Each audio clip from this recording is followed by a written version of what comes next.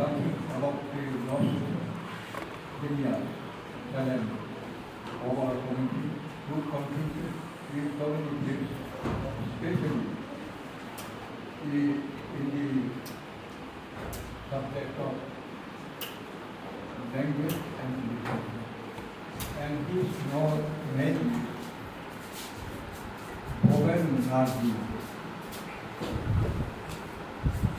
He was an active pioneer of Bodo research in the field of language and literature and culture. And I also agree with this entitled because really he was the person to take the responsibility of inquiring so many things about Bodo culture, which became lost in the society, especially among the intellectual persons. So I want to highlight about him. That's because I had personal contact with him. I consider him as my elder brother.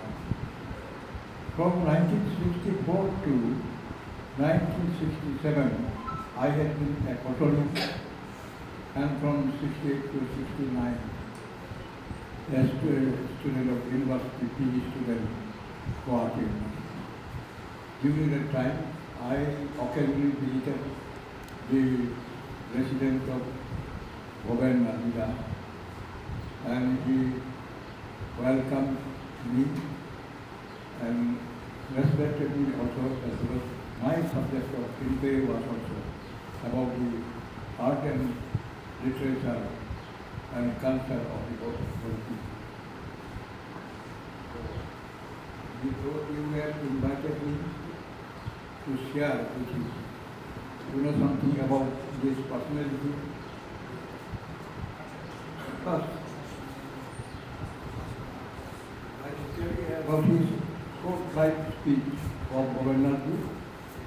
He was born on 1333 Bhaskar, that is 1927, that is only month of Bhaskar. 1927, and as a Bhaskar, 1333. The name of his father was Bhoben Nardi.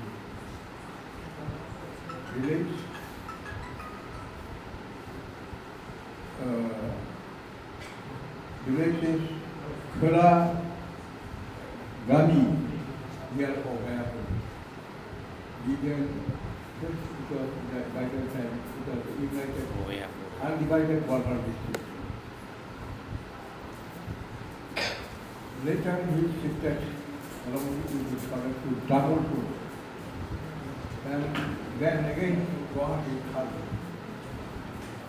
And from Guwahati, we have the privilege of meeting so many talented scholars like Dr. Prasan and Dr. Pramod Chandra Acharya, who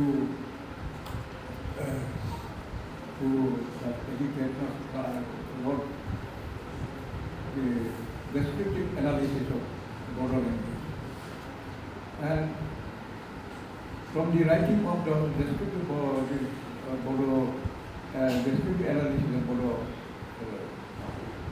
grammar language, it is raised to its status of language, not Doan dialect. Formerly, Bodo language was considered as dialect, but whenever Dr. Pramod Chandra Acharya, he got the issue on his topic, that is descriptive analysis of Bodo language.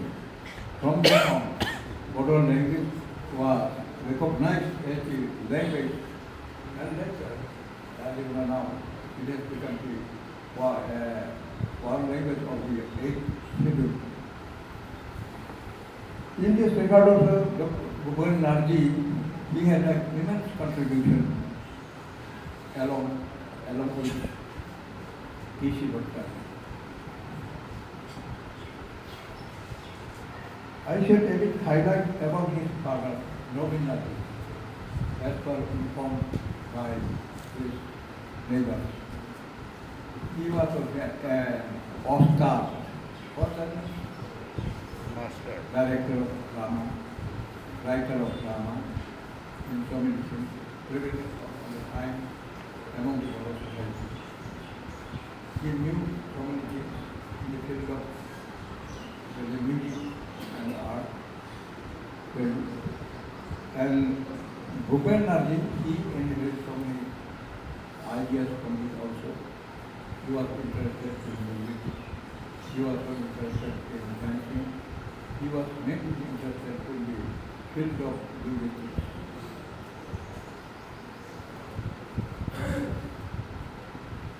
Of course, I should say that Narji died on the 3rd November 1992. Born on 1957 and died on 1996.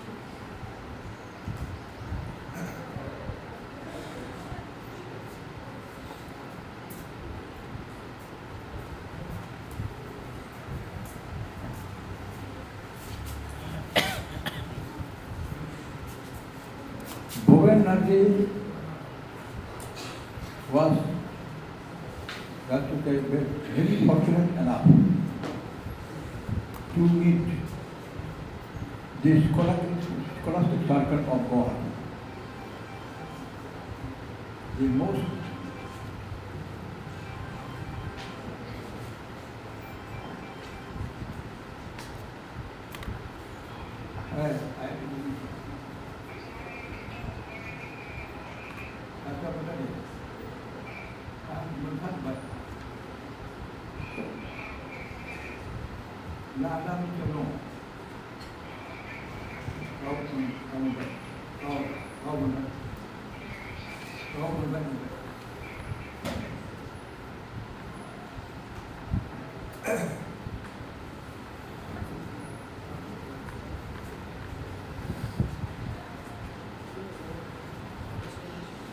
this scholastic circle included Dr.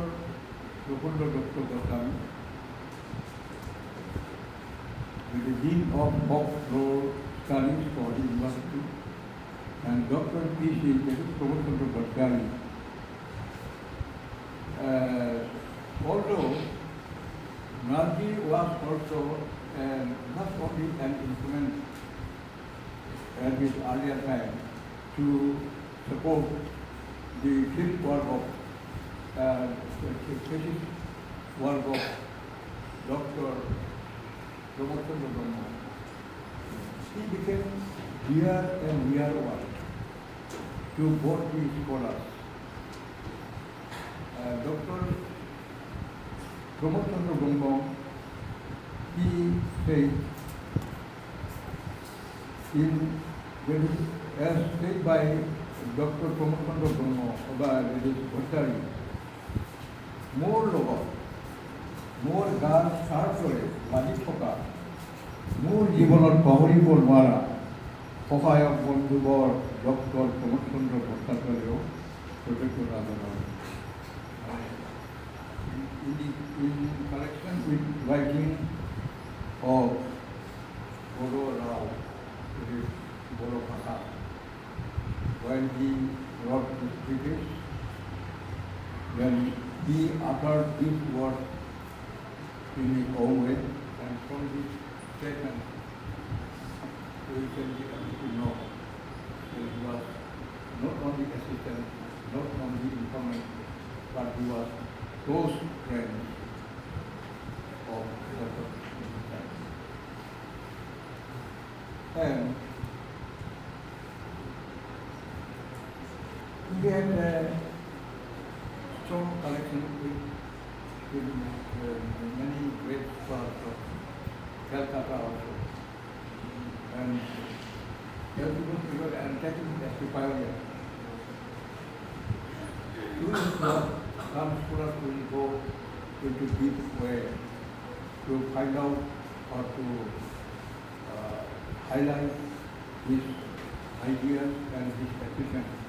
But I am going to just report to you as the pioneer of research work in the field of modernization, research and culture. Whenever he published বড় প্রসারের সমাজ and সংস্কৃতি, Dr. Sukumar Sen, one of the famous linguists among Indians, he said, শ্রীযুক্ত ভবেন্দ্রনাথ সুপরিতেশ প্রীতি ভাদনেশ ভবেন বাবু, আপনার চমৎকার বড় প্রসারের সমাজ আর সংস্কৃতি বইখানি উপহার পাইয়া বড়ই আনন্দিত হয়েছে। বইটিতে অনেক মূল্যবান তথ্য ও মন্তব্য আছে, যাহা আগে অন্যত্র কথাও থাকে।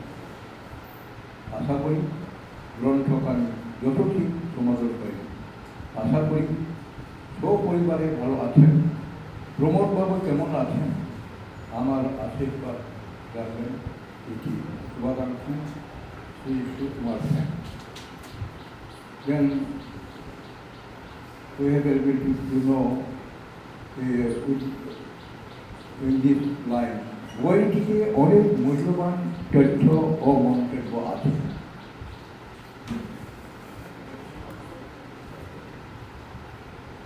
যেগুলো আগে অন্যত্র পাইনি। With this line, we have to say that he was not only a pioneer, he has with the basic knowledge of language and linguistics. And in this connection also, again, another person or appreciation of Assamese scholar, Sri Jatin Goswami. ভাষাতাত্ত্বিক দিকে সূক্ষ্ম বিচার করি ব্যাকরণ রচনারে এক মহৎ কাম করিলে। উল্লেখিত যে বড়রাও কিতাব খনিয়ে বড় ভাষার শব্দতত্ত্ব আৰু ধ্বনিতত্ত্বৰ ওপৰত আলোকপাত কৰাৰ কাৰণে সকলো শ্ৰেণীৰ বৰ্গই তথা শিক্ষাৰ্থী উপকৃত হ'ব বুলি নিশ্চিতভাৱে ক'ব পাৰোঁ। হোৱাটো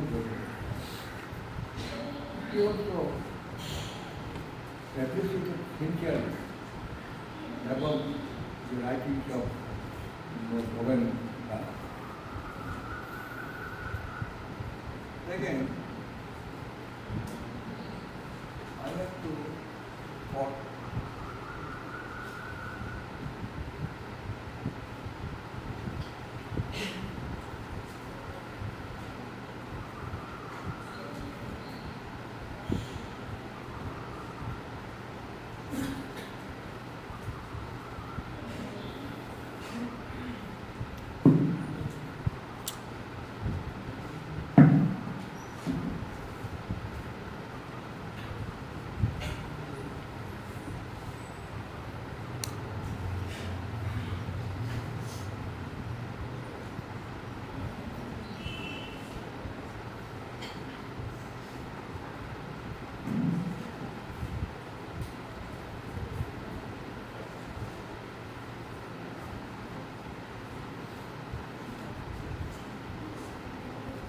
This my comment, though acted as informant, he seemed to be the primary guide to the researcher. He might have been an important in the sense education language, but he was himself a master in the field of culture study. Direct field work, which is a research work, is done by Srinath, the late Bhavendra. He was not only just an informant, but he commented so many important things regarding the research work. So we got this vital position in the field of scholastic industry.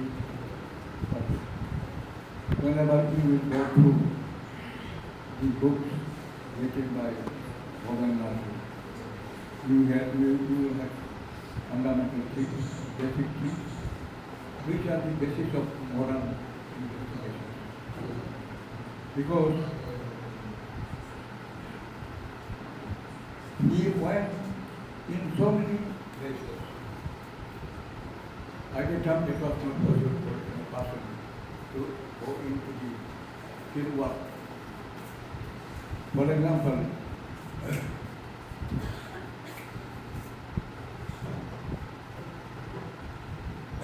in the book, Gaurav Kumar or our Sanskrit, he included so many tantra mantras.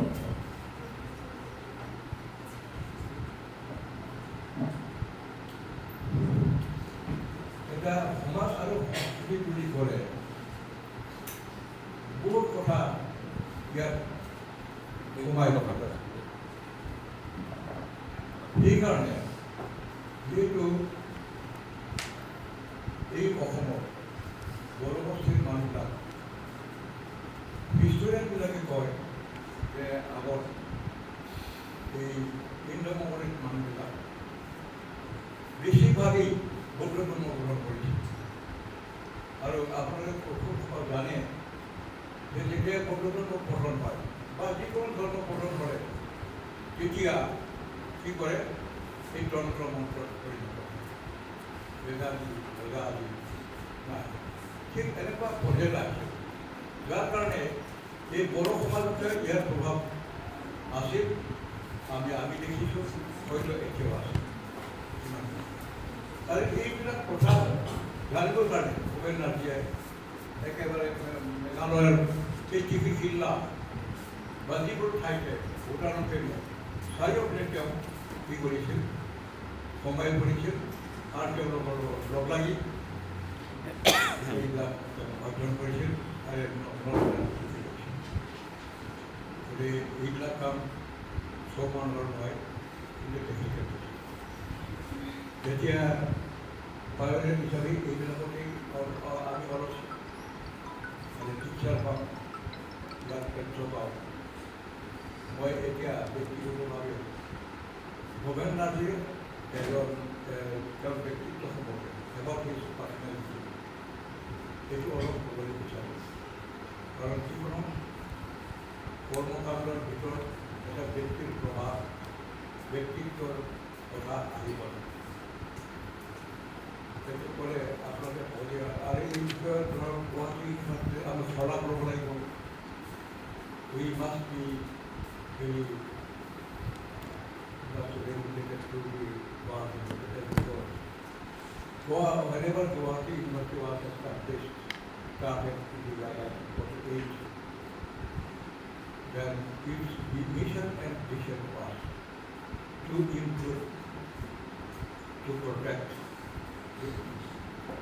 the language and literature and culture of all Assam. So Bodo section was also not excluded to be developed, and there have been some people, some greatmen who induced to take over this man, and he must be recalled today, and he is Vishnu Rama. He should have pleaded strongly to the people of the Guwahati University, those who were the guide, those who were the leader, those who were the established who were the pioneer of Guwahati University. He established, he said, art to the people. Bodo language and literature and culture should also be academic. Without which it will be incomplete. to study the whole culture of Assam.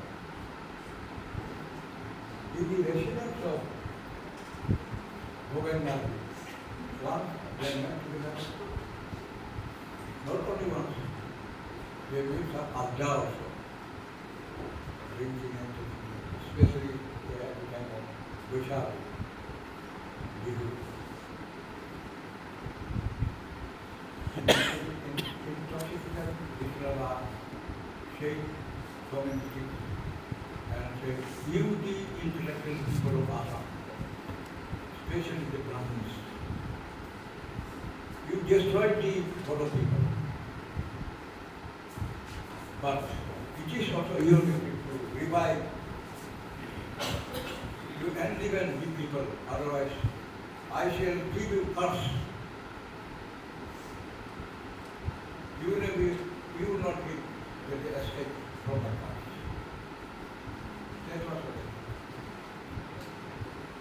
এটা কোৱা নাই ক'লে এতিয়া কিছু বস্তু কিতাপত পঢ়া নাই যদিও এইটো কোৱা বস্তু নহয় ৰেকৰ্ডেড বস্তু তথাপিও জানি ৰখাটো ভাল তেওঁ এবাৰ কেনেকুৱা কৰি এইটো ভোকেৰ কাৰণে মই জনাই এই বামুণবিলাকে এই বৰদাটো ধ্বংস কৰে মই তোমালোকে যদি এইবোৰ উদ্ধাৰ নকৰা তোমালোকৰ উদ্ধাৰ এনেকুৱা ৱাৰ্ণিং দি যিহেতু বিশ্বৰ বা অসমৰ কাৰণে চিন্তা কৰে কোনো এখন ছেকশ্যন কাৰণে নহয় সকলো ছেকশ্যনত কি কৰে তেওঁ চিন্তা কৰিছে আৰু লোকটো বৰ অসম কৰাৰ ইয়াৰ যিটো পদযাত্ৰা সেই পদযাত্ৰা বিশ্বৰ তেওঁ গতিকে গুপ্তভাৱে তেওঁ চববিলাক কথা ক'ব পাৰে বিষ্ণুৰ কথাকো মই পাৰ্চনেলি লগ পাইছিলোঁ এবাৰ কিন্তু আগে লগ ধৰিছিলোঁ এতিয়া গুৱাহাটী ইউনিভাৰ্চিটিৰ মই মেগাজিন ছেকশ্যনে এজন কাৰ্যকৰী সদস্য আছোঁ এতিয়া মহেন্দ্ৰ মোহন চৌধুৰী মেডিকেল কলেজত তেওঁ মানে হস্পিটেল আছিল আমি এই মেগাজিনৰ সদস্যবিলাক দেখা পাইছিলোঁ সেইটো বহুত কথা কৈছিল তেওঁ লেকচাৰবিলাক কৰিছিল দুবাৰ এবাৰ তোমাক মই শ্ৰী শংকৰদেৱৰ যেতিয়া জন্ম পালন কৰিছিল তেতিয়া উত্তৰ বক্তৃতা আৰু এইটো পিছত কৰিছিলোঁ এই যে ৰাজনীতিক ভাষণ মানে ইলেকশ্যনৰ ভাষণ এইবিলাক কথা কেৱল ময়ে নহয় অসমৰ বহুত মানুহে যিপিনে এই বিষ্ণুৰাৰ গৈছিল সেইপিনে ফট হৈ গৈছিল তেওঁৰ বৈদ্যুত সনাতন আৰু সেই বিষ্ণুৰ বান্ধি ভাই ইনস্পিৰেশ্যন যেহেতু নিজের খামার কথা जों जेरैबायदि मोनदोंब्ला फिल्डखौ मोनदों बे फिल्डनि आन्दोआव बेफोरबायदि गिदिर मानसिफोरनि मोनसे रल मैं नारजि फुलफोरखौ He was a man of austerity and about যিটো কাম কৰিব नाजादों बे जेब्लानोखि बे रिसार्च वर्ल्डआव बे स्पेसियलि बे बर' समाजारि संस्कृति लिरनाय खेत्रआव बियो बुंनो थाङोब्ला साधना बे साधनाय করেছিল একজন সাধকের যেরকম যেন সাধন করে তেনেকৈ করেছিল बियो रावनिबो ओंखाम जायामोन न'आव गावनि खरस पातिखौ खालामजोबनो थाखाय सासे रहिणी बसुमतारी सासे सेंग्रा दंमोन बिसोरनो होबाय बिसोरनो न'खौ सानोमोन आं गियानआव थानायसै जिहेतु बिष्णु राभाया डिसि कर्टआव खामानि मावोमोन महरी हिसाबै राइटार बेखौ खामानि मावोब्ला फैयोमोन जों मोनोमोन लामा लामा थाबायनानै खाबोनो मोनाबिलि जानाय लोगो लोगो मा खालामनो बे गावनि माबायाव थांनानै लेखा लिरनायखौ आरम्भ खालामो आरो अखानायसिनि माने थाम फालिनाय लोगो लोगो बे सिगांनो लिरोमोन बे मौन अबलम्बन जानायाबो गावनो संनानै जायो सानसेखालि जेब्लानोखि 1968 जेब्ला आङो बर' स्टुडेन्ट इउनियननि आं जेनेरेल सेक्रेटारि अब्ला बे माबायाव बिजियाव जों सेसन खालामबा आं बिथांखौ चिफ गेस्ट खालामनानै इनभाइट खालामदों I invited him to attend to join in our conference as a chief guest শর্ত বানিয়েছি আমি শর্ত আমার সেই শর্ত নিজেকে পালন করা I have one condition. You must conduct the meeting at the right time. Do you agree? No answer. আমি জানি আপনি নিজেই শোনা যাবেন। Do you agree? কিন্তু এইগুলি কথা আপনি মেন বিষয় যায় মানে আমি জানি যে একটু অ্যাডামান everybody might judge it with their own mind. I'm going to about activity from I tell you a successful life for them. I'm sure this is a design independent. It's not really good. They're not going to put out they're not going to right. Kokalar for example, Korabaha, Mrs. Happy Nation of Avivan, Guru Devi, then Profundo Monte was Shimsa. She got here before it. I know. I should write her at the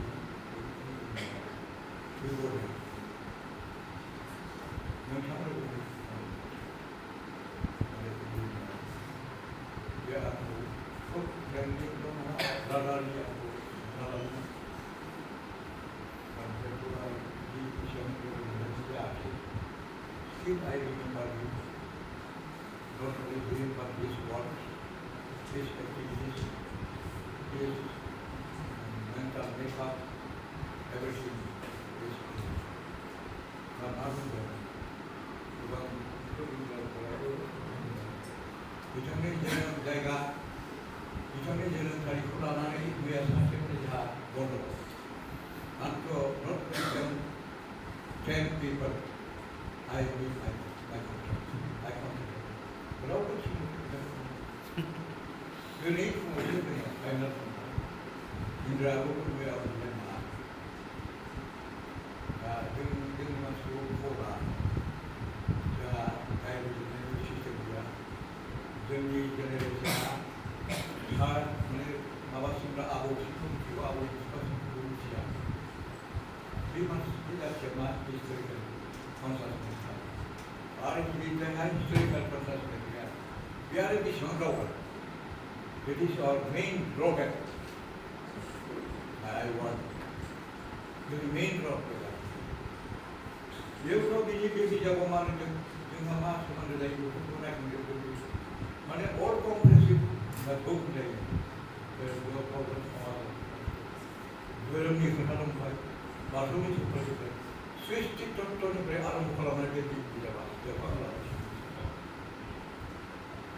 Swiss TikTok to Bray Aram Colombian and from Pura from Governaria Borosoma. That is really one. So it is a great one, a big one.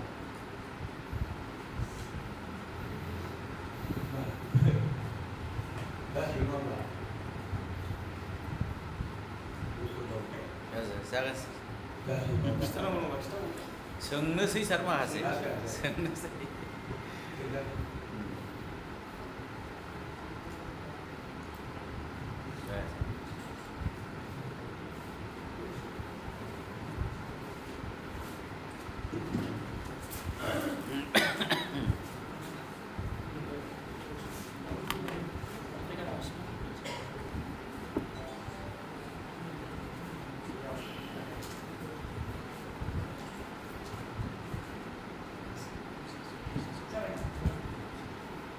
Good morning everyone. Khulumbai. Namaskar.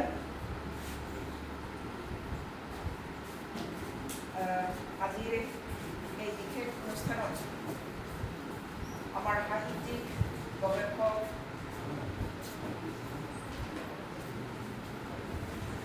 বাদ্যযান্ত্ৰিক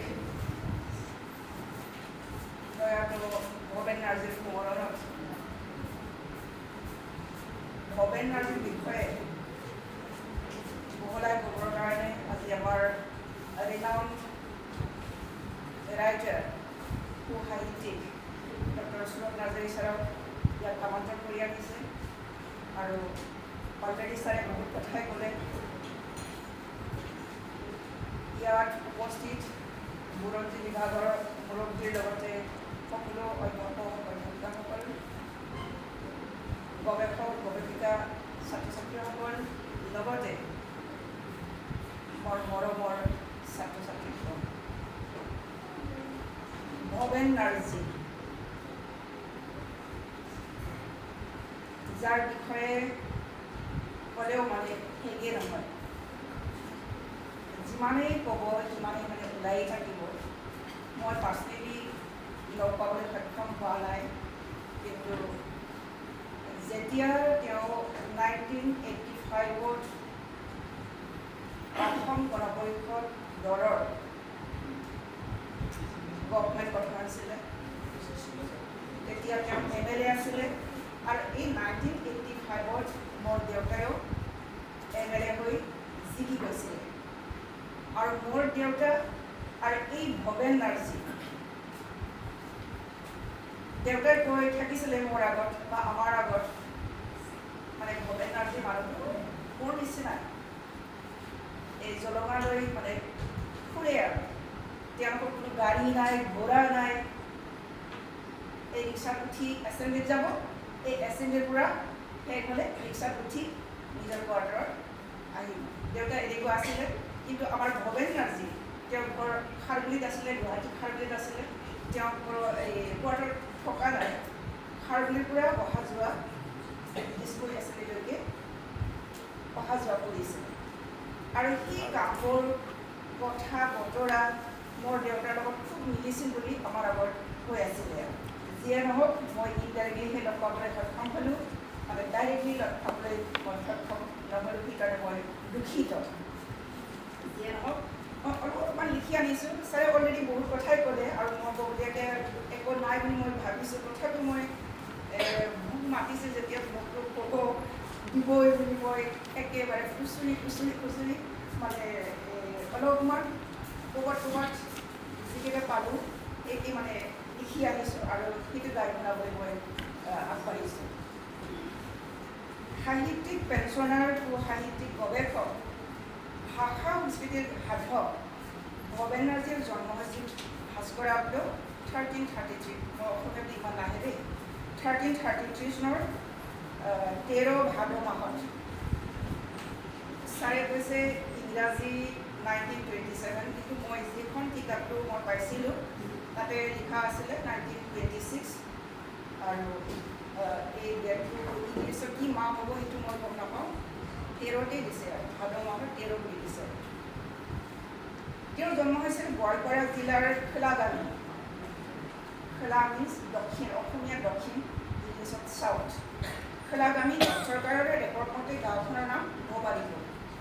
আৰু সি যিজন মানুহ লিখিছিলে এই article, আৰু মই এইটোকে পাইছিলোঁ, তেওঁ লিখিছিলে চৰকাৰী ৰেকৰ্ড মতে গাঁওখনৰ নাম বোলে খোলাগামীটো ভবাৰীপুৰ লিখা আছে। বড়োসকলে নিজৰ ভাষাত খোলাগামী বুলি কয়, আৰু যিহেতু এইখন গাঁও বড়ো গাঁও আছিলে আৰু বড়োবিলাকে নিজৰ গাঁওখনৰ নাম খোলাগামী ৰাখিছিলে। আকৌ সেই অঞ্চলৰ মানুহে সেইখন গাঁও ব্ৰহ্মপাৰা বুলি কয়। আৰু এই খোলাগামী বা ভবানীপুৰ এইখন গাঁৱৰ কিছুমানে আকৌ ব্ৰহ্মপাৰা বুলি কৈছিল। কিয়? তাৰ এটা কাৰণ আছে। কাৰণ সেইখন গাঁৱৰ বড়ো কছাৰীসকলে সৰ্বপ্ৰথমে ব্ৰহ্ম ধৰ্মত দীক্ষিত হৈ ব্ৰহ্ম ধৰ্ম গ্ৰহণ কৰিছিল গুৰুদেৱ বৈষ্ণৱ ব্ৰহ্মৰ পৰা। গুৰুদেৱ বৈষ্ণৱ ব্ৰহ্মৰ পৰা ব্ৰহ্ম ধৰ্মত দীক্ষিত হোৱাৰ কাৰণে এই গাঁওখনৰ নাম ব্ৰহ্মপাৰা বুলিও কোৱা হৈছিলে। প্ৰয়াত নাৰ্জাৰীৰ দেউতাকৰ নাম আছিল স্বৰ্গীয় ভৱেন নাৰ্জী। পাছলৈ ব্ৰহ্ম দীক্ষিত হৈ ব্ৰহ্ম উপাধি গ্ৰহণ কৰিছিল। আগতে তেওঁলোকৰ নাৰ্জী আছিলে, পাছত মানে ব্ৰহ্ম ধৰ্মত দীক্ষিত হৈ পেলাই ব্ৰহ্ম টাইটেলটো মাতৃৰ নাম আছিল কামেশ্বৰী নাৰ্জী। কামেশ্বৰী গাঁৱৰ মানুহে তেওঁক থৰে বুলি মাতিছিল। আমাৰ মানে সকলোৱে মানে দুটা নাম থাকে আৰু ঘৰৰ মতা নাম আৰু বাহিৰৰ মতা নাম, তাতে মানে সেই গাঁৱৰ থৰে বুলি মাতে আৰু। মোৰো দুটা নাম আছে গাঁৱত, মানে বেলেগ নামকে মাতোঁ। মই এতিয়া নকওঁ, মানে সকলোকে মানে জানিব নিদিওঁ আৰু। মোৰো মানে ঘৰত মতা নাম আছে, কিন্তু ইয়াত চাকৰি কৰি পেলাই বা বিয়া হোৱাৰ পিছত মোৰ ঘৰৰ মতা নামটো মানে গাঁৱতে থাকি আহিল আৰু। এতিয়া মানে মোৰ হাজবেণ্ডৰ ঘৰটো সেইটো নামটো নাজানে, তো মোৰ অফিচৰ ঘৰৰ নামটো নাজানে। ভৱেন নাৰ্জীদেৱে আমাৰ কাৰণে বহুতখিনি মানে কাম কৰি থৈ গ'ল।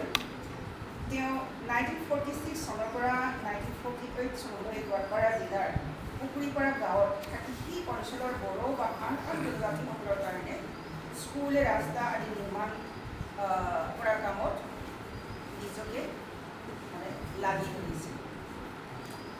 তাৰ পৰা ঘূৰি আহি ইদাৰ চৰকাৰী আৰু টেকেলিগুৰি গাঁৱৰ ঘৰৰ পৌৰসভাৰ তামোলপুৰ অঞ্চলৰ বড়োসকলৰ সমাজৰ সংস্কাৰৰ কাৰণে তেওঁ লাগি ধৰি ধৰিছিলে। তাৰপিছত 1949 চনত তেখেতে গুৱাহাটীলৈ আহে আৰু কুমাৰপাৰাৰ এজন উকিলৰ আশ্ৰয় কৰিবলৈ লয় আৰু তাতে কিবা কিবি কাম কৰি খাবলৈ তেওঁ চেষ্টা চলাই আনে। মানে জীৱনটো এনেকুৱাই, ভৱেন নাৰ্জীৰ জীৱনটো এনেকুৱাই, আৰু এনেকুৱা মানুহবোৰৰহে চাগে মানে বহুত কাম কৰিব পাৰে।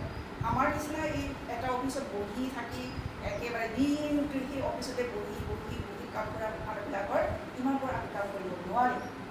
আৰু এই ভৱেন নাৰ্জীহঁতে আজি ইয়াত, কাইলৈ তাত, পৰহি তাত, এনেকুৱা মানুহহে সমাজৰ উন্নতিৰ কাৰণে কাম কৰিবলৈ সক্ষম নহয়। আমাৰ নিচিনা আমি মানে সমাজৰ উন্নতিৰ কাৰণে ইমান কাম কৰিব নোৱাৰে এই বহি থকা মানুহবিলাকে। তাৰপিছত গুৱাহাটীত থাকোঁতে 1953 চনত ডক্টৰ প্ৰমোদ চন্দ্ৰ ভট্টাচাৰ্যৰ লগত তেওঁ প্ৰথমে চিনাকি হয়। আৰু এই চিনাকি পৰ্বৰ পিছৰ পৰা তেওঁ প্ৰমোদ চন্দ্ৰ ভট্টাচাৰ্য, যাক অসমীয়া সাহিত্যত ভাষাচাৰ্য বুলি টাইটেল উপাধি দিয়া হ'ল, আৰু বড়ো লেংগুৱেজৰ ওপৰত তেওঁ মানে প্ৰথম গৱেষণা কাম কৰিছিলে আমাৰ ডক্টৰ প্ৰমোদ চন্দ্ৰ ভট্টাচাৰ্য। আৰু এই ডক্টৰ প্ৰমোদ চন্দ্ৰ ভট্টাচাৰ্যৰ থেচিছ, যি গৱেষণা পত্ৰ এ ডেছক্ৰাইবটিভ এনালাইচিছ অফ বড়ো লেংগুৱেজ, আৰু এই থেচিছৰ বা গৱেষণা পত্ৰৰ মুখ্য কি বুলি কয় এইটো ইনফৰ্মাৰ আছিলে আমাৰ স্বৰ্গীয় প্ৰয়াত ভৱেন নাৰ্জী ছাৰ। একেবাৰে যদি বৰষুণীয় মাহ আদি কৈ দিব আড্ডা আখাই একেবাৰে ৰাইট হেণ্ডাৰ ভৱেন নাৰ্জী প্ৰমোদ চন্দ্ৰ ভট্টাচাৰ্যৰ ৰাইট হেণ্ড আছিলে। আৰু যিমান ডাটা লাগিছিলে, ইনফৰ্মেশ্যন লাগিছিলে, এই ইনফৰ্মেশ্যনবোৰ ভৱেন নাৰ্জীয়ে দিছিলে। আপোনালোকে চবেই দেখিছে এই ডেছক্ৰাইবটিভ এনালাইচিছ অফ বড়ো লেংগুৱেজ, তাতে কিছুমান প্ৰনাউন্সিয়েশ্যনৰ ফটো দিছে, আৰু এই ফটো যে দিছে ভৱেন নাৰ্জীৰ ফটো, যেনিবা এজন অসমীয়া মানুহে এই অটো ভালকৈ উচ্চাৰণ কৰিব নোৱাৰিব, কিন্তু আমি বড়োবিলাকৰ মুখৰ পৰা এই চনটো আমি বড়োবিলাকে যেনেকৈ উচ্চাৰণ কৰে সেই উচ্চাৰণটো আমি কৰিব। আৰু সেইটো ধুনীয়াকৈ ফটো লৈছে প্ৰমোদ চন্দ্ৰ ভট্টাচাৰ্য। বুলি ক'লে আমাৰ মুখখন কেনেকুৱা ষ্টাইল হ'ব, ই বুলি ক'লে আমাৰ মুখখন কেনেকুৱা ষ্টাইল হ'ব, এইবোৰ ফটো ই দেখিব আপোনালোকে চালে। Descriptive analysis of Bodo language already publish হৈ গ'ল থেচিছখন, তাতে ধুনীয়াকৈ এই ভৱেন নাৰ্জীৰ ফটোবিলাক আছে। যিয়ে নহওক 1957 চনত ডক্টৰ প্ৰফুল্ল দত্ত গোস্বামীৰ সহায়ত বড়ো প্ৰচাৰী জনসাহিত্যখন লিখি উলিয়ায়। আৰু তাৰ লগে লগে যেতিয়া মানে প্ৰমোদ চন্দ্ৰ ভট্টাচাৰ্যৰ লগত তেওঁ মিলিত হ'ল, তাৰ সমনীপে ডক্টৰ প্ৰফুল্ল দত্ত গোস্বামী অসমৰ অসমীয়া সাহিত্যৰ ফকলৰিষ্ট প্ৰফুল্ল দত্ত গোস্বামীৰ লগত আমাৰ ভৱেন নাৰ্জী ছাৰে মিলিত হ'ল। আৰু এই ভৱেন নাৰ্জীৰ লগত মিলিত হৈ প্ৰফুল্ল দত্ত গোস্বামীও অসমীয়া সাহিত্যত মানে ফকলৰিষ্ট, তেওঁ লিখিছে অসমীয়া জনসাহিত্য। আৰু এই সমনীপে আমাৰ ভৱেন নাৰ্জীয়ে লিখিছে বড়ো জনসাহিত্য অসমীয়া ভাষাত। 1966 চনত বড়ো কছাৰী সমাজ আৰু সংস্কৃতি প্ৰকাশ কৰিছিলে, যিখন কিতাপ সৰু বুলিব নহয় দেই, ডাঙৰ বুলি চবেই লিখিছে। বুৰঞ্জী বিভাগৰ মানে লিখিবই, বুৰঞ্জী বিভাগৰ ল'ৰা ছোৱালী গৱেষক গৱেষিকাবোৰ এইবোৰ কিতাপ মানে পঢ়িবই লাগিব। ইনগ্ৰেশ্যন আমাৰ জয়দীপ ছাৰে কৈ গৈছিলে, মানে এই মানে ভৱেন নাৰ্জীৰ কিতাপটো আমি ৰিফাৰেঞ্চত দিবই লাগিব, নহ'লে নহয়। আমাৰ থেচিছও নহ'ব, আমাৰ ডিজাৰ্টেশ্যনো নহ'ব, বা ৰিচাৰ্চ পেপাৰো নহ'ব। হয়, এইটো কথা একেবাৰে সঁচা। আৰু এই যি বড়ো কছাৰী সমাজ আৰু সংস্কৃতি কিতাপখন লিখি উলিয়ালে তেওঁ, ইমানবোৰ মানে সমল আছে তাতে, ইমান ৰিচৰ্চটো কিতাপ আমি ভাবিবই নোৱাৰে। আৰু এইখন কিতাপ কেনেকৈ লিখিছে আমাৰ ছাৰে, আমাৰ আজি বক্তাই ইমান ধুনীয়াকৈ কৈ গৈছে। আমি কমল কুমাৰ ব্ৰহ্মৰ বিষয়ে শুনিছোঁ। কমল কুমাৰ ব্ৰহ্ম আমাৰ বড়ো সাহিত্যৰ বিখ্যাত নাট্যকাৰ, আধুনিক নাট্যকাৰ। তেওঁ বোলে কেনেকৈ লিখিছিলে ছাৰে বহুত ধুনীয়াকৈ গম পাব, হয়তো বেলেগৰ পৰা শুনাহে। দৰ্জা খিৰিকী বন্ধ কৰি পেলাই নিজৰ টেবুলত একেবাৰে অকলশৰীয়াকৈ লিখিছিল, আৰু তাৰ কাৰণে এখনৰ পিছত এখন বড়ো নাটক লিখি উলিয়াব পাৰিছিল। এই যে সাধনা, কিবা কৰিবলৈ গ'লে আমি সাধনা লাগিব, সাধক হিচাপে আমি কাম কৰিব লাগিব। তেতিয়াহে আমি যিটো ভাবিছোঁ এই ভবা কামটো আমি সুকলমেৰে এইটো প্ৰকাশ কৰিবলৈ সক্ষম হয়, নহ'লে নহয়। সাধনা কৰা বস্তুটো আমি চবেই শিকিব লাগিব, আৰু এই সাধনাত যিবিলাকে থাকে এই জীৱনত কেতিয়াও মানে উন্নতি নোহোৱাকৈ নাথাকে, সেইটো কেতিয়াও নাহে। সেইজন ব্যক্তি মানে ছাকচেছ হ'বই আৰু হ'বই। আমাৰ ভৱেন নাৰ্জীয়ে এনেকুৱা ছাকচেছ হৈ গৈছিলে, এখনৰ পিছত এখন কিতাপ লিখি উলিয়াইছিলে। অথচ সেইজন মানুহ কোনো কলেজৰ ডিগ্ৰী আছিলে, কলেজৰ দুৱাৰ মুখত মানে গৈয়ে পোৱা নাই, কিন্তু তেওঁ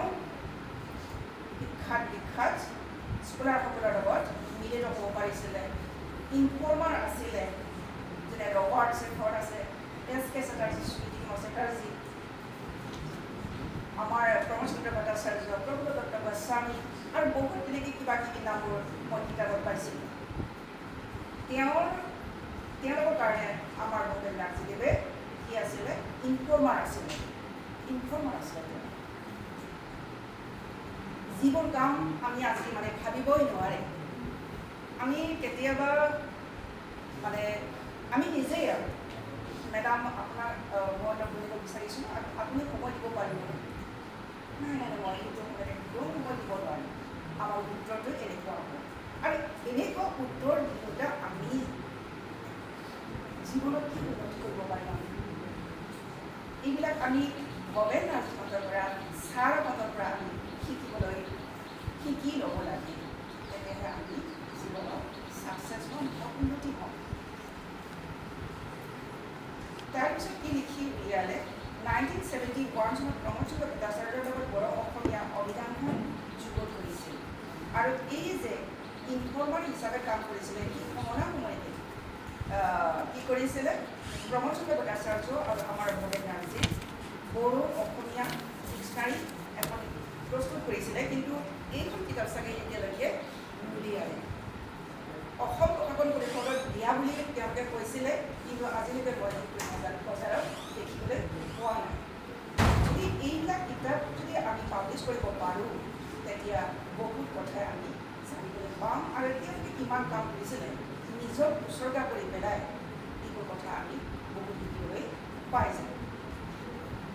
ইয়াৰ উপৰিও বড়ো কছাৰী গীত মাত, যিবোৰ কিতাপ এতিয়া বড়ো ভাষাটো মানে ট্ৰেন্সলেশ্যন হৈছে, বড়ো কছাৰী সমাজ আৰু সংস্কৃতি এইখনে বড়ো ভাষাত ট্ৰেন্সলেশ্যন হৈ গ'ল। আমাৰ গোবিন্দ বসুমতাৰী, হৰিনাৰায়ণ কাকলাৰী, ৰাজা দেৱজিৎ বসুমতাৰী, তেওঁলোকে এইটো মানে বড়ো ভাষাত ট্ৰেন্সলেশ্যন কৰি উলিয়াইছে। আৰু এই যে বড়ো কছাৰী গীত মাত, এইখন মানে বড়ো ভাষাত ট্ৰেন্সলেশ্যন হৈ গ'ল, বজাৰটো সম্ভৱ এভেইলেবল আছে। তাৰপিছত তেওঁ লিখিছিলে সংক্ষিপ্ত বড়ো ভাষা, বড়ো ৰাও বড়ো ভাষা। এইটো মানে ভৱেন নাৰ্জী ঢুকোৱাৰ 2 বছৰ আগত সেইটো উলিয়াইছিলে, 1990ত বড়ো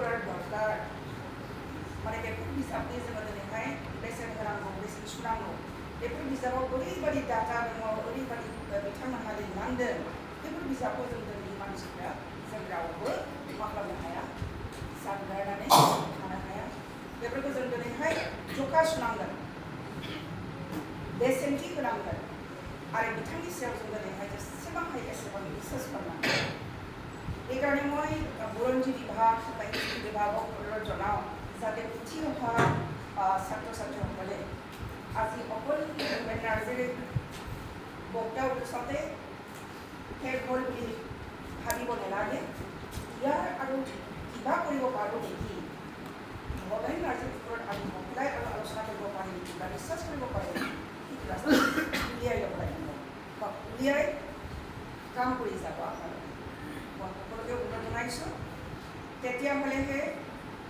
আমাৰ আগৰ যিবোৰ মহান ব্যক্তিসকলে কাম কৰিছিলে সেই কাম কৰাৰ ইনভেশ্যন কৰা হ'ব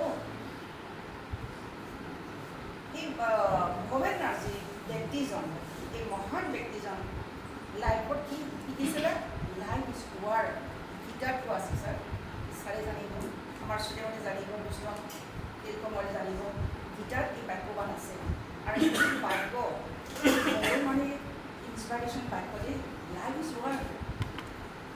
ৱাৰ মানে কাম কৰাই জীৱন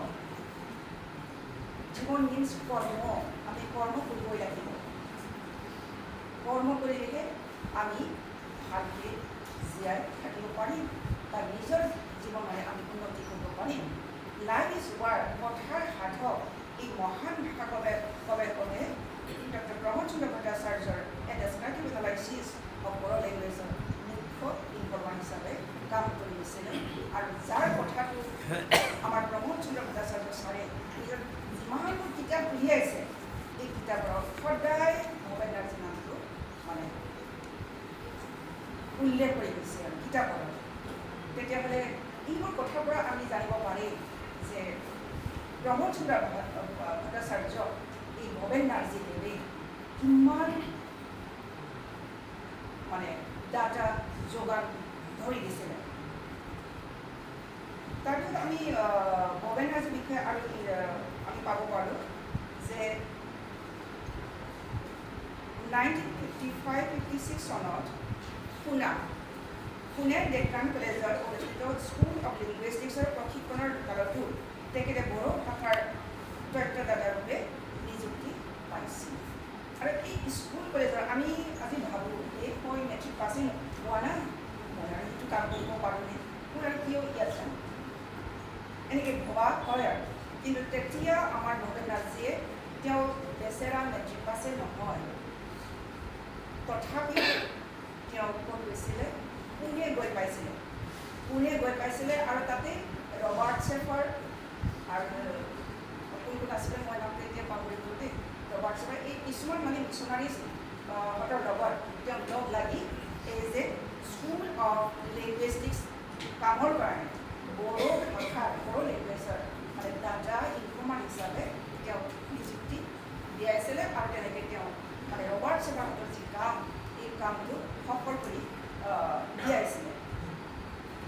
অসম আন্দোলনৰ সক্ৰিয়ৰূপে লাগি ধৰা আমাৰ অসম আন্দোলন আছু মুভমেণ্ট হৈছিলে 1979 না আছু আন্দোলন 1979 তাতো মানে সক্ৰিয়ভাৱে তেওঁ যোগদান দিছিলে আৰু এই যোগদানে 1985 যেতিয়া অসম গণ পৰিষদৰে চৰকাৰ গঠন কৰিছিলে বা ইলেকশ্যন কৰিছিলে সেই ইলেকশ্যনত মানে ইজিলি সহজে জিকি গৈছিলে কামৰূপ সমষ্টিৰ পৰা আৰু তাতে মোৰ দেউতাৰ লগত তেওঁ চাচিনাকি আৰু এই বঁটা বতৰা যিহেতু মোৰ দেউতাও কি ভূপেন নাৰ্জী একেই মোৰ দেউতা চাকৰ আছিলে তেতিয়া ছাৰে কৈছে মই যিহেতু দেখা নাই কিন্তু ভূপেন নাৰ্জী বোলে ওখো আছিলে মোৰ দেউতা কিন্তু চাকৰ আছিলে মই এতিয়া বহুত ওখ কিন্তু দেউতা মোৰ এইখিনিতে কাম থাকি যায় আৰু চাকৰ আছিলে দেউতা একেদৰে গায়ক বাহিবান ভূপেন নাৰ্জী এজন গায়ক সুগায়ক আছিল আৰু বাঁহী বজাইছিল আমি যেতিয়া বুজাব নোৱাৰোঁ আমি গান গাব নোৱাৰোঁ বেলেগে গোৱাকেইটা আমি শুনোহে বাঁহী বজাইছিল আৰু এই বাঁহী বাদক গান গোৱা গীতিকাৰ এইবোৰ তেওঁ দেউতা আৰু মাৰ পৰা শিকিছিল দেউতা তবলা বজাইছিল নাটক শিকিছিল নাটক কৰিছিল আৰু সেই দেউতা মাৰ পৰাই তেওঁ সংগীত জগতত সোমাই পৰিছিল আৰু সংগীতৰ কিছুমান বিষয়ে তেওঁ আয়ত্ত কৰি লৈছিল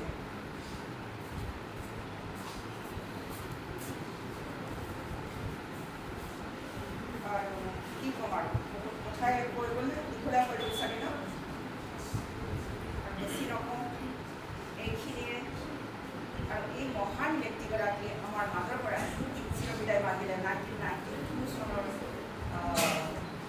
3 নৱেম্বৰত সন্ধিয়া গধূলি 7:20 বজাত আৰু আজি আমি আমাৰ বড়োবিলাকৰ যি মহান বড়ো ব্যক্তিসকল অকল বড়োই নহয় আমাৰ অসমৰ এই মহান ব্যক্তিসকলক আমি আজি সন্মান জনাবলৈ আমি সক্ষম হোৱা নাই আমি সন্মান জনাব লাগে শিৰকুঁৱৰচি আমাৰ বড়োৰ এটা মই আলোচনা দেখিছোঁ আমাৰ প্ৰয়াত মৰাণৰ লাইন হিচাপে লিখি গৈছিলে আমাৰ মাজত শিৰকুঁৱৰচি বোলা বস্তুটো নাই আমি মানে যিবিলাক মহান ব্যক্তি এই মহান ব্যক্তিসকলক আমি সন্মান জনাব নোৱাৰোঁ মানে ঢুকাই যোৱাৰ পিছত মৰি যোৱাৰ পিছত আমি আৰু উভতি আমি নাচাওঁ এই কথাটো আমাৰ মনোৰঞ্জন লাহি ছাৰে তেওঁ এটা আৰ্টিকেলত ধুনীয়াকৈ লিখি গৈছে আৰু এইটো হ'ব নালাগে আমি আজিৰ পৰাই সকলোৱে শপত খাওঁ আমি আমাৰ প্ৰয়াত মহান ব্যক্তিসকলক আমি সন্মান জনাবলৈ আমি সকলোৱে আগবাঢ়ি আহোঁ কাম কৰোঁ তেতিয়াহ'লেহে আমি সন্মান জনোৱাৰ লগত প্ৰয়াত ব্যক্তিসকলক বা মহান ব্যক্তিসকলক সন্মান জনোৱাৰ লগতে আমাৰ জীৱনো আমি উন্নতি কৰিবলৈ সক্ষম হওঁ আমি আগৰ মানুহকেইজন যদি আমি সন্মান জনাব নোৱাৰোঁ তেতিয়া আমাৰ পিছলৈ আমাক সন্মান নজনাব আৰু এই শিক্ষাটো আমি আজিৰ পৰাই মানে দিব লাগিব আৰু এই হওক আজিৰ এই আলোচনাৰ কি বুলি ক'ব সেইটো মুখ্য প্ৰতিশ্ৰুতি আৰু এই কথাকে কৈ মই আজিৰ যি এই ভৱেন আৰু বিষয়ে তাৰ লগতো মোক অলপমান দুই আষাৰ ক'বলৈ সুযোগ দিলে তাৰ বাবে মই বুৰঞ্জী পাব সকলো অধ্যাপক অধ্যাপিকাসকললৈ মই আন্তৰিক ধন্যবাদ যাচিছোঁ আৰু বহিচিম্ব সেৱা আমি অনলাইন যাচিবাও खुलुमबाय नमस्कार नमस्ते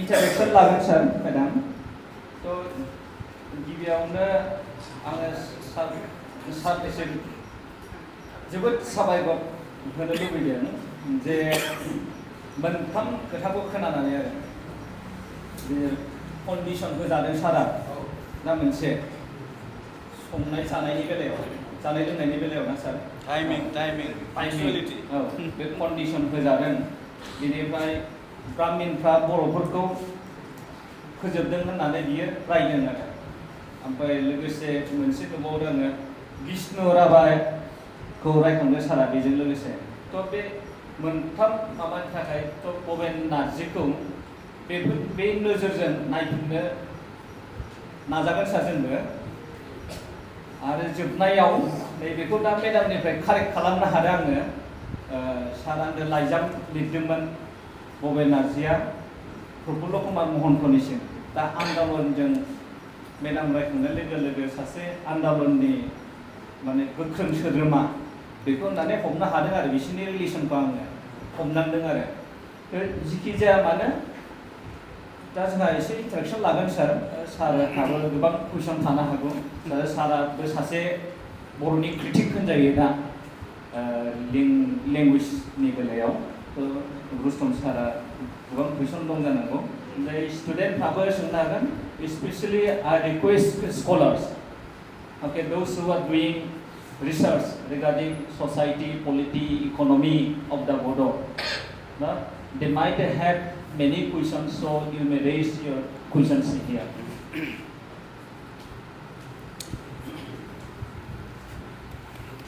Ya, boleh. Ya, boleh.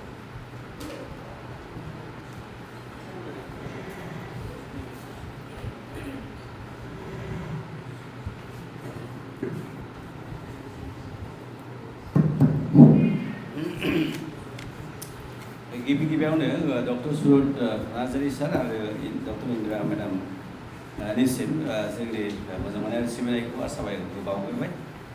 दा सार आरो बायद'मोननिफ्राय जों गोबां माखासे भबेन नार्जि बिथांनि मावलांनाय बा जिउ जारिमिन बिथांनि साननाय हनाय भाबधारानि सायावहाय जों माखासे खोथाफोरखौ मिथिनो मोनबाय। दा आं बिथांनि सोमोन्दै बारा मिथिया। बिथांनि बे कसारि समाज आरो मा होनदोंमोन बर' कसारि समाज बे लेखाखौ आं गोबाव समनि सिगां long time back actually I also read, but that with that kinds of idea I didn't read because I was not by that type of idea to explore about him. I didn't have that kind of perspective or that kinds of idea in mind to read him regarding this aspect. Just as a text I read it.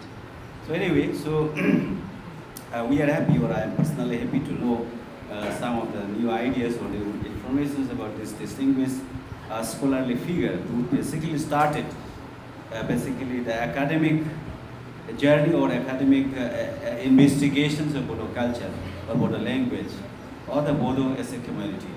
So am I right, sir? So we can say this, sorry.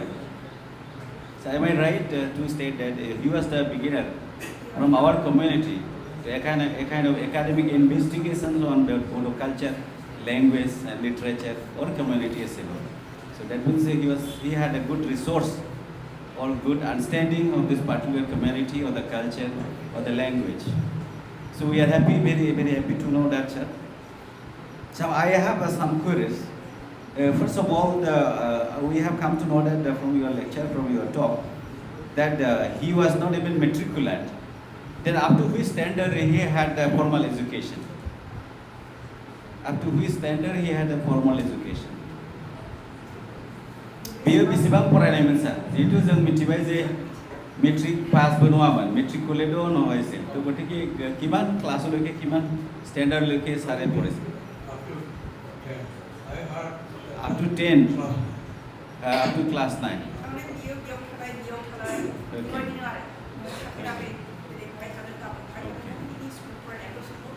So that means even he could not complete his matriculate examination, that means SLX examination, metric examination. Even then he had a great scholarly understanding or scholarly perspective in his mind to explore, to study, to investigate the language, culture and the community. So that's a great, so that means to contribute in the academic field, to contribute in the field of knowledge, so somewhere that the degree doesn't matter.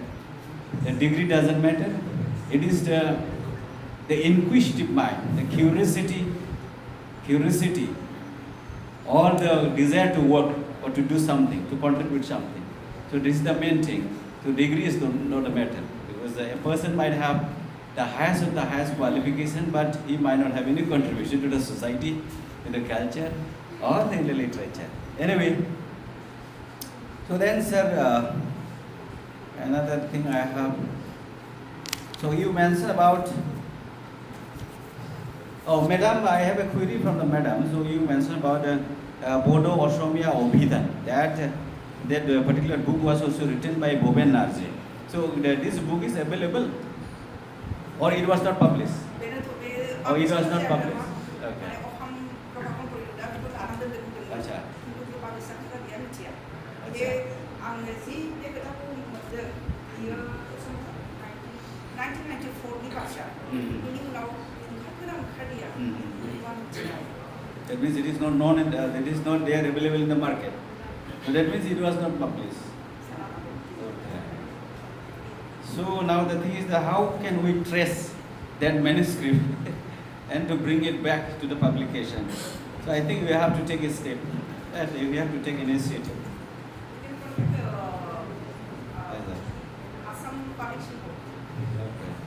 Assam Prakashan. Then from this literary organization we have Bolosaitu Shobha.